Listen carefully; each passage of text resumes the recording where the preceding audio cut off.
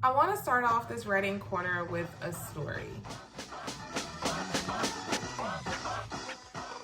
In November 2008, when we elected President Barack Obama for second term, the office I was working in at the time was predominantly white men. I was one of two Black females. No Black men at all worked in this office, and I want to say it was a handful of white women who worked in the office. But the day after the elections and it was announced that he was re-elected, I was sitting in my cubicle and one of my coworkers enters into the office and says verbatim, "This country is going to hell in a handbag." Now, we never talked politics in the office. I've never known any of them to be Republican or against Obama or really any of that. So I referenced this office in my last writing video. This is the office that I worked in where I wore baggier clothes to work to, I guess, fit in. They were sexist, but I've never took them to be racially charged. And I knew that there were people out there against Obama. I've just never experienced it one-on-one prior to this particular day at work, sitting in my cubicle. So after he makes this statement, he walks around the corner, he sees me sitting at my desk, and he just looks at me and shakes his head and says, "Congratulations," and walks away. Then he goes into his office, semi-closes his office door. I can hear him on the phone. He's on the phone and he's talking about the presidency and how, the country's going to shit, and he calls our president a monkey. I've seen this in papers, I've seen other people talking about it, but I've never dealt with it head on myself. And I did not know how to react or what to do or what to say. Should I go up to him and confront him and tell him how his opinion is affecting me, or go to HR, or quit? In that moment, I felt the best thing for me to do was compartmentalize my feelings, take a deep breath, put that to the side, and continue to work. It was extremely hard for me to continue to work, but I felt at the time that that's what I had to do.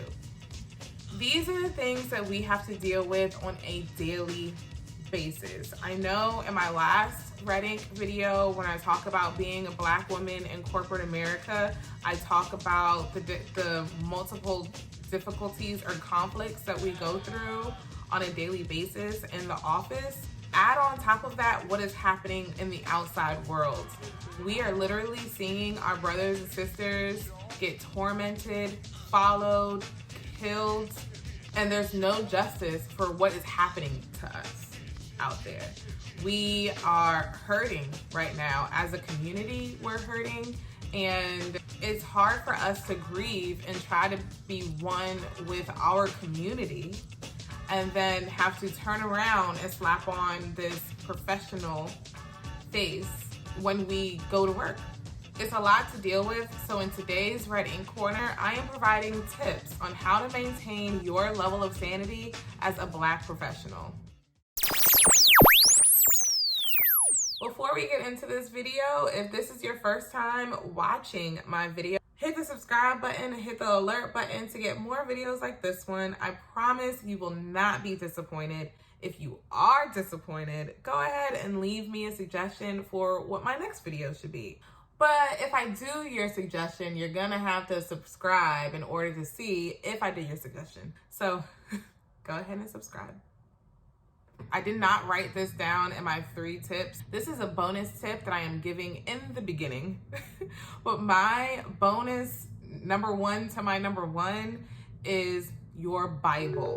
One of the things that has really been helping me, especially through the quarantine before we got hit by the racial climate that we're in right now, is reading my devotionals. We have to disconnect from the scrolling of social media and watching of the news sometimes and get connected with the Bible or any type of motivational piece that helps you. What helps me is reading different devotionals. I can put the plans that I have read in the Bible app in the description of this video. Maybe those can help you. I read different blog pieces on how to stay motivated and maintaining your sanity. Hopefully you watching my video will be one of those things that helps you. Disconnecting from everything, reading those devotionals, talking to God, and writing out all of my prayers have really been transformational for me during the quarantine, and especially while trying to cipher through all of my feelings and emotions during the racial war that we are in right now. That's my bonus tip. My first official tip is it is okay to call out. If you literally cannot get up and perform at work, you are doing your job no good by muddling through your day. Call out. You don't have to tell your boss exactly why you're calling out. If that's up to you, use a me day. If you have personal days at work, this is that time to use your personal day. You need a me day, a couple of me days, whatever it takes for you to feel better in order for you to perform.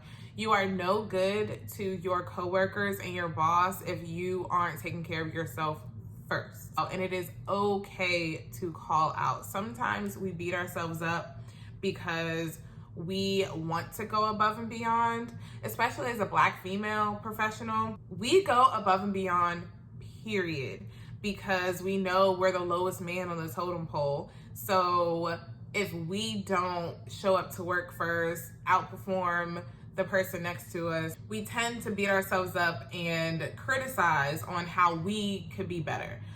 So don't beat yourself up. Take your me day.